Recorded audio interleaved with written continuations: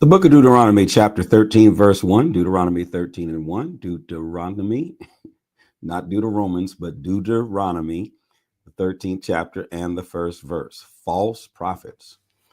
One day you may have a prophet among you who tells you what will happen in the future.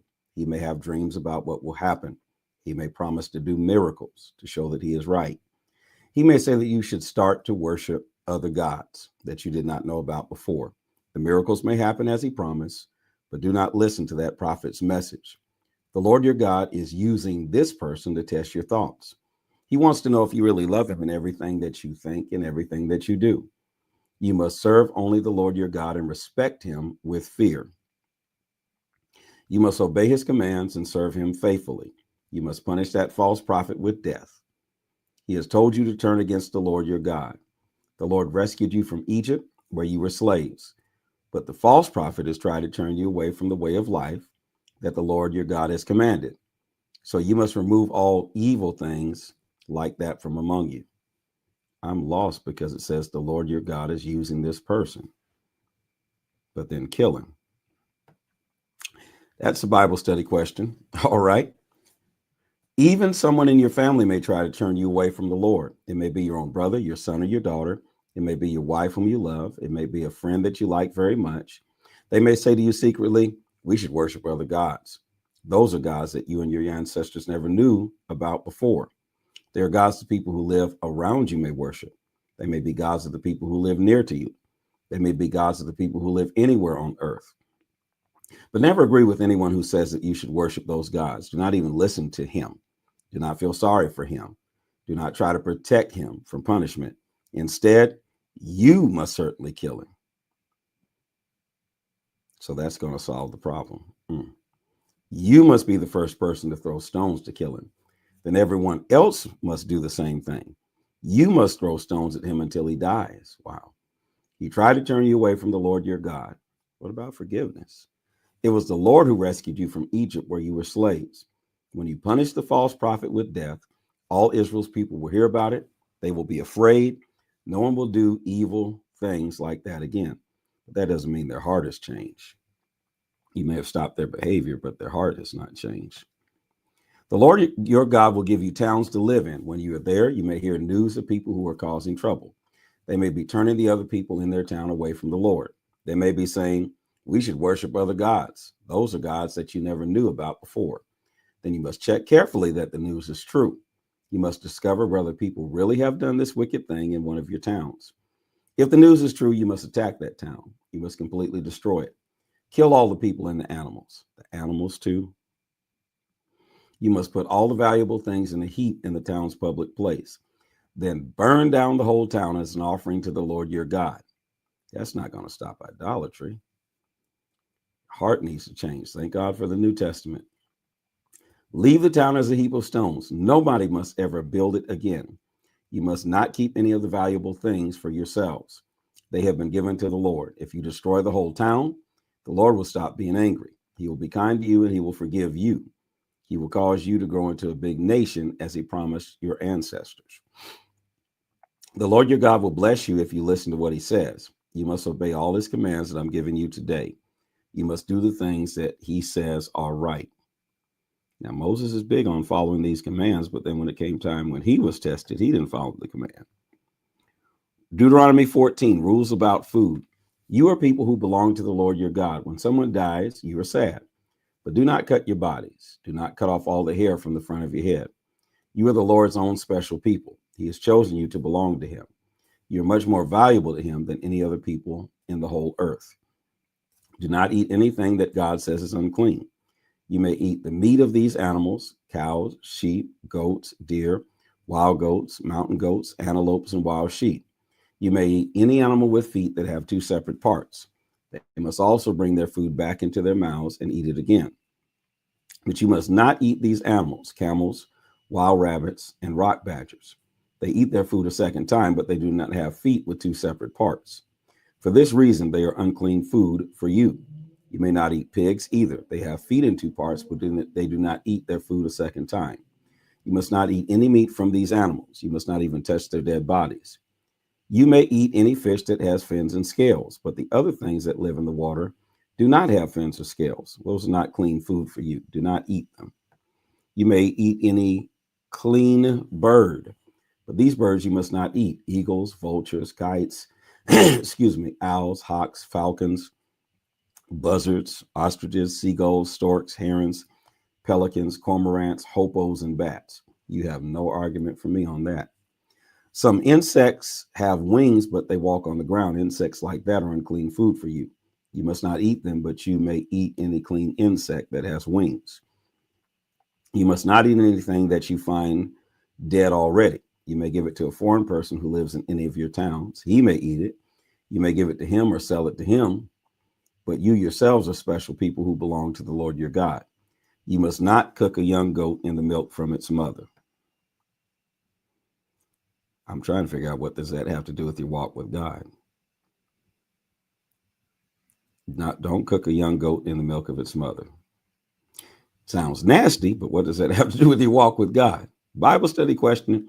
Regular gifts to the Lord. You must keep safe a tenth part of all crops that grow in your fields. You must be careful to do this every year. Then take your tithe to the place that the Lord your God will choose as a special home. It will be a tenth part of your grain, your new wine, your olive oil, and the firstborn animals from your cows, sheep, and goats. Eat them there at the Lord's special home. Then you will learn to respect the Lord your God always.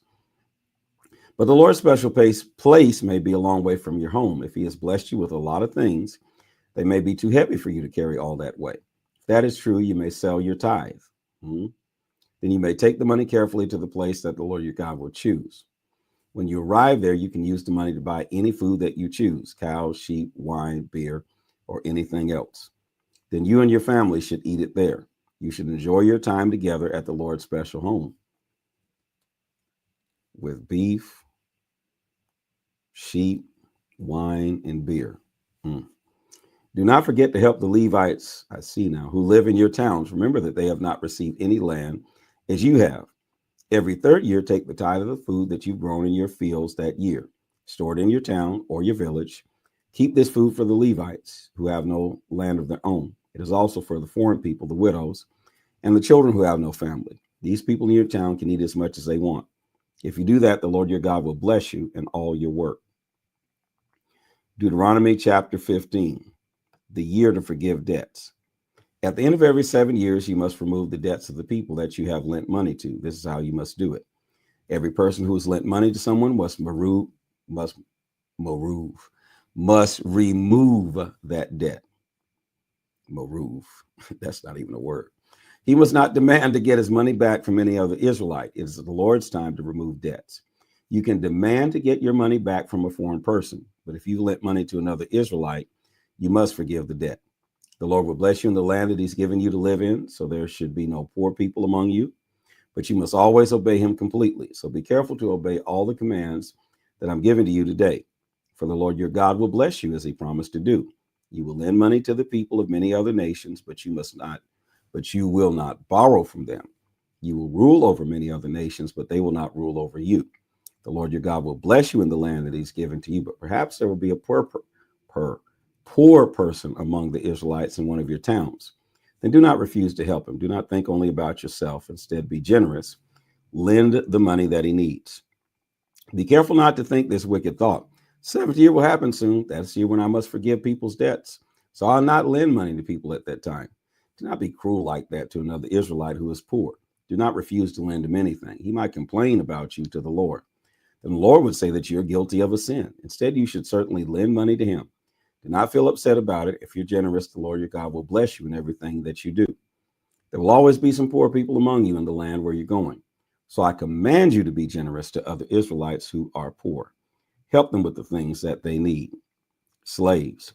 You may buy another Israelite to be your servant, a man or a woman. Let that servant work for you for 6 years. Then in the 7th year, you must let him go free. When you let him go, you must not send him away with nothing to take with him. Give him gifts of sheep, grain, and wine. Be generous.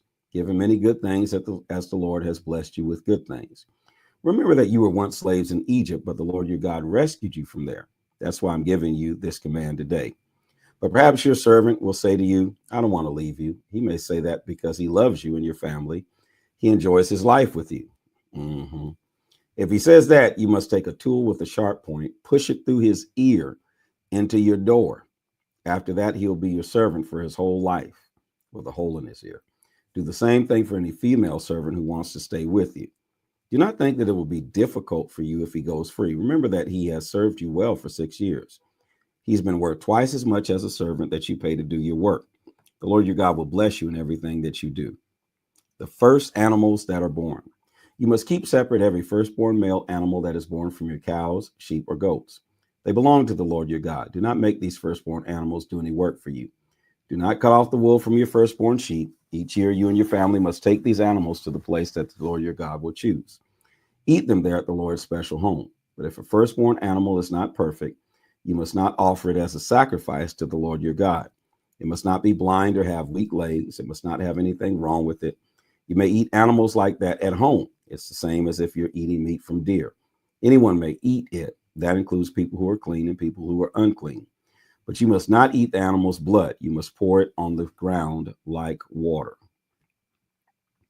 Deuteronomy chapter 16, the Passover festival. The month of Abib is a special month for you. In this month, you must eat a meal to remember the Passover. Remember that the Lord your God did for you what he did for you. In that month, he brought you out of Egypt during the night. You must go to the special place that the Lord will choose for his people to worship him. There you must kill one of your animals as a sacrifice to remember the Passover. You may kill one of your cows or sheep. A cow on Passover? At this feast, eat bread that you make without any yeast. I thought it was just a sheep. Interesting. Cows or sheep. For 7 days, you must eat bread that you make without yeast. You ate that kind of bread when you had much trouble in Egypt. You had to leave Egypt in a hurry that night. You must eat that bread each year. Then you will always remember the day when you left Egypt. During those 7 days, no one may keep any yeast in their house.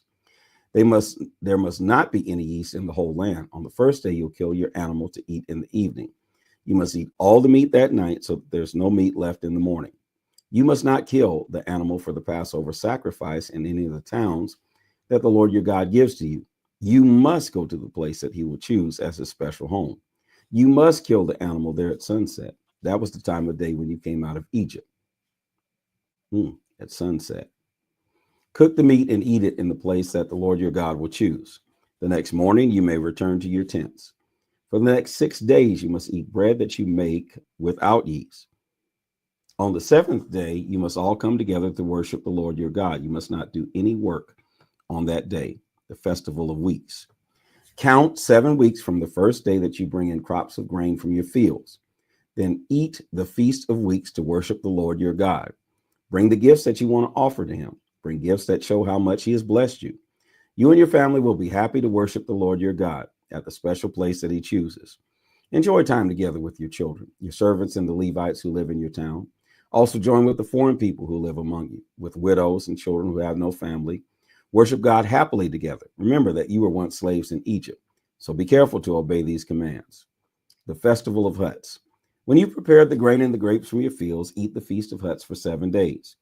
Enjoy your feast with excuse me. Don't enjoy coughing. Enjoy your feast with your children, your servants, and the Levites. Join with the foreign people who live among you and also with the widows and the children who have no family. Eat this feast to worship the Lord your God at the special place that he chooses. Do it for 7 days. He'll bless you in everything that you do so that you grow plenty of food. So you should all enjoy this feast. 3 times in every year, all your men must go to the place that the Lord your God will choose. They must go there for the Passover festival, the festival of weeks, and the festival of huts. Each man must bring with him gifts to offer to the Lord. Give to the Lord as much as you're able to. Your gifts may be large or small, as much as the Lord has blessed you. Judges. Each tribe must choose judges and officers in every town that the Lord gives you. They must judge the people in a way that is fair. Judges must do what is right for every person, whether rich or poor. They must not accept any bribes. A bribe may hide the truth even from a wise man. It can make honest people tell lies. Make sure that there is justice for everyone in the land that the Lord your God has given you. Then the land will belong to you and you will enjoy life in it. Do not worship other gods. When you build an altar to offer sacrifices to the Lord your God, do not put an Asherah pole there. Do not put any stone pillar as an idol. The Lord your God hates everything like that. Deuteronomy chapter 17, verse 1, animals for sacrifice. When you offer an animal as a sacrifice to the Lord your God, it must be perfect. Do not bring any sheep or bull that has something wrong with it. The Lord hates any gift like that. Justice. The Lord your God will give you towns to live in. You may hear that a man or woman who lives in one of your towns has done a bad thing. He's done a sin that is against the covenant of the Lord your God. He may have started to worship false gods that I've commanded you not to worship. Perhaps he worships the sun, the moon, or the stars. If you hear news like that, you must check the report carefully. If it is true that a wicked thing like that has happened in Israel, you must punish that person. Take the man or woman who's done that wicked thing to the gate of the town. Then you must throw stones at that person to kill them. Boy, they loved a lot of killing back then. But 2 or 3 people must agree about what the person has done. You must never kill anyone because of the words of only one person. The people who saw the wicked act must throw the first stones to kill the person. Then everyone else must throw stones. And that way you must remove evil acts from among you. That's definitely not removing it. Maybe the symptom, but not the root. It may be difficult for the judges in your towns to decide what is true. This may happen when one person has attacked or killed another person. It may happen when people cannot agree about some land. It may be anything that people in your towns are arguing about. If you do not know who is right, you must take those people to the place that the Lord your God will choose. You must go to the Levite priest and to the judge who has authority at that time. Ask them to decide what is right and true. When they decide, you must do what they tell you to do. Accept their teaching. Agree with what they have decided is right. Obey their words completely. Do not try to do anything that's different. Someone might be too proud to obey the priest who has authority as the Lord's servant. He may not agree with what the judge says is right. You must punish any proud person like that with death. And that way you remove evil things from Israel. Then all the people will hear what has happened. They will be afraid. They will no longer be too proud to obey the judge. Rules for a king. You're going into the land that the Lord your God is giving to you. You will take it for yourselves to be your home. Then you may say, the other nations around us have kings. We must also have a king to rule us. If that happens, you must only accept the king that the Lord your God chooses. Choose a king from among your own people. Do not choose anyone who is not an Israelite. A king must not get a lot of horses for himself. He must not send his people back to Egypt to buy more horses. The Lord has said to you, never return to Egypt for any reason.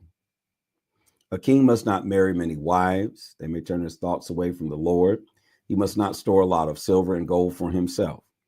When anyone starts to rule as a king, he must copy this law of God on a scroll. The scroll will be a copy of the one that belongs to the Levite priest. He must keep this scroll with him all the time. He must continue to read it every day of his life. See there, saints, we're reading the Bible every day. He must continue to read it every day of his life. If he does that, he will learn to respect the Lord as God. He will learn to obey all the rules and commands of this law. If he does that, he will not become proud. He will not think that he is better than other Israelites. He will continue to obey the Lord's commands. Then he and his descendants will rule Israel as kings for many years. Deuteronomy chapter 18, priests and Levites. The priests and the whole tribe of Levi will have no land for themselves, as the other Israelite tribes do. Instead, they may eat the meat from the sacrifices that belong to the Lord. They'll receive no land among the other Israelites. The Lord himself is the one who gives them everything that they need. He's promised to do that for them. When you bring a bull or a sheep as a sacrifice to the Lord, give the priest their part. You must give them the animal's shoulder, the meat from its face and its stomach. You must all give them the first part of your grain, your wine, and your olive oil. Give them the first wool that you cut from your sheep. Do this because the Lord your God has chosen the Levites to serve him from among all your tribes. He wants them and their descendants to be ready to serve him at all times forever. Any Levite may choose to go to the place that the Lord will choose. He can leave the town where he lives, wherever it is in Israel. He may go to serve the Lord his God. He may join the other Levites who are ready to serve the Lord at his special place. A Levite may have sold some of his family's valuable things. He may keep that money, and he may receive the same amount of food as the other Levites. Evil acts. When you go into the land that the Lord your God has given you, be careful. Do not learn to do the evil things that the nations who live there are doing. Nobody among you must ever burn your child in the fire as an offering. Nobody must use magic or other things to learn about future times. There must not be any magicians or diviners. Never use magic to curse anyone. Never try to speak to the spirits of dead people or other spirits. The Lord hates anyone who does these things. It's because of those evil things that the Lord will chase the other nations out of the land as you move in. You must live in a completely right way that pleases the Lord your God. The people of the nations that you will chase away get help from magicians and diviners. But the Lord your God has commanded you not to do those things. Moses speaks about a future prophet. One day the Lord your God will send you a prophet like me. He will come from among your people. You must listen to him. Remember what happened when you all met together at Sinai Mountain? You said to the Lord your God, please do not let us hear your voice again. Do not let us see this great fire again. If we do, we will die. Then the Lord said to me, the people have said the right thing. I'll send them a prophet who'll be like you. He'll be an Israelite. I will tell him what to say, and he will tell the people everything that I command him to say. He will speak on my behalf, so I myself will punish anyone who does not listen to his message. A false prophet may say that he speaks with my authority when that is not true, or he may say that he has a message from another God. Excuse me, you must punish a false prophet with death. You may say to yourselves, excuse me, not say excuse me or not cough, but you may say to yourselves, this blessed oil smell is real strong. There's some strong blessed oil, saints. Goodness, how can we know when a message has not come from the Lord? A prophet may say that he speaks with my authority, and he may say that what will happen. But if it does not happen, you will know that his message has not come from me. He has not spoken my message. That prophet has spoken his own ideas, so do not be afraid of him. Deuteronomy chapter 19 rules about safe cities. Then the Lord your God will destroy the nations who now live in the land that he has given to you. You will chase them out, and you will live in their cities and in their houses. Make the land into 3 separate regions and choose 3 special cities, 1 city in each region. Build good roads to each city so that the people can easily travel to them. Then anyone who kills a person can run to one of these cities to be safe. This is the rule when anyone has killed another person. If it was a mistake, he can run to a safe city. He can do that if he's killed someone that he did not already hate. For example, 2 men may go to the forest to cut wood. As one man cuts wood with his axe, the metal part of the axe flies off. If it hits the other man and it kills him, then the killer can run to the nearest of the 3 cities. He will be safe there. If there was no safe city near enough, the killer might not escape safely. The dead person's relative might chase him, catch him, and kill him. But the killer did not deserve to die. He made a mistake. He had killed someone that he did not already hate. So I command you to choose 3 cities to be safe cities for yourselves. The Lord your God promised your ancestors to give you more land to live in. When all that land belongs to you, you must continue to obey all the commands that I'm giving you today. You must continue to love the Lord your God and live in a way that pleases him. Then when your land becomes bigger, you must choose 3 more cities to be safe cities. You must not punish with death people who are not guilty. That would make you guilty yourselves. That must not happen in the land that the Lord your God is giving you. But perhaps somebody does hate another person. He may hide himself so that he can catch his enemy. Then he may attack him and kill him. After that, he may run to one of the safe cities. If he does that, the leaders of his own town, must fetch him back. They must bring him to the dead person's relative. He must die as his punishment. Do not be sorry for him. You must punish murderers with death, and Israel will not be guilty of evil acts. If you do that, everything will be well for you. More rules. When you go to live in the land that the Lord your God is giving to you, each family will receive their piece of land. You must never move the stones that show the edge of your neighbor's land. It's always belonged to them. If only one person says that he has seen someone do something wrong, that's not enough. There must be at least 2 or 3 people who saw the sin. Then the judge may say that the person is guilty. Somebody may accuse another person because he wants to hurt him. He tells lies about him. And both of them must stand in front of the judges that the Lord has chosen. Those are the priests and the judges who have authority at that time. The judges must be careful to discover who is telling the truth. The person may be speaking lies against another Israelite to accuse him. If he's telling lies, you must punish him in the same way that he wanted to punish the other Israelite. You must remove evil things like this from among yourselves. Then everyone else will hear what happened. They'll be afraid to do any more evil things like that. Do not be sorry for people who are guilty. Punish people as they deserve. A life for a life, an eye for an eye, a tooth for a tooth, a hand for a hand, a foot for a foot. Deuteronomy chapter 20, rules for war. Do not be afraid when you go out to fight against your enemies. You may see that their armies have more horses, chariots, and soldiers than you have. Do not be afraid of them. Remember that the Lord your God is with you. He rescued you from Egypt. As you prepare to fight a battle, the priest must come to speak to your soldiers. He must say, Israelites, listen to me. Today you will fight against your enemies. Do not be afraid. Be brave. Do not shake with fear because your enemy is strong. The Lord your God is going into battle with you. He will fight for you against your enemies. He will cause you to win. Then the officers must say to the soldiers, has any of you built a new house, but he's not asked God to bless it? If so, he may go home. If he does not, he may die in the battle. Then someone else will ask God to bless his home. Has anyone planted a field with grapes, but he has not yet picked any fruit? He may also go home. If he does not, he may die in the battle. Then someone else will enjoy the fruit. Has anyone promised to marry a woman? If he has not married her yet, he may go home too. If not, he may die in the battle. Then another man will marry her.